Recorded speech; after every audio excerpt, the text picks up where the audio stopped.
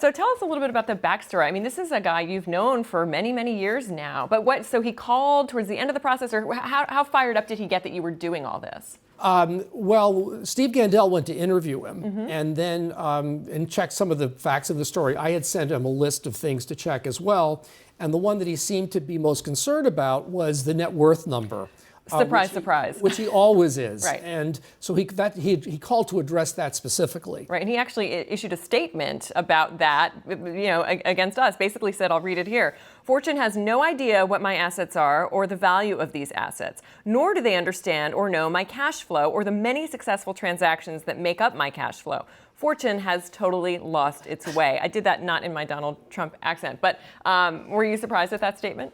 No, because he said similar things along the way. He gave a deposition in a court case against a journalist who gave him a very low estimate of his net worth, and said his net worth depends on how he feels that day. So he's not necessarily very numbers oriented when he talks about his net worth. The one thing that he did tell me is that all these licensing deals are under negotiation now. That implies that those numbers aren't there yet. So he's implying a lot more money is going to be pouring in. I based my analysis on what's already there as far as I could tell.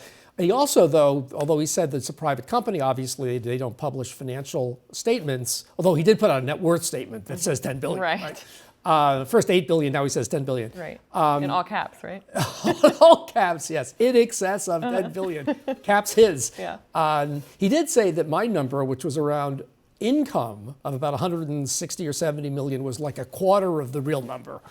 Now, he didn't give a real number, but you can multiply it out and you know that he's talking $500 million or so. But right. He didn't give a specific number. Right. But the funny thing is, in the financial disclosures that he's made to the Federal Election Commission, which are very revealing, and you get a lot of information, that's not income that he's listing there. Right. Those are revenues. Right. Those are gross rents. Those are gross royalties.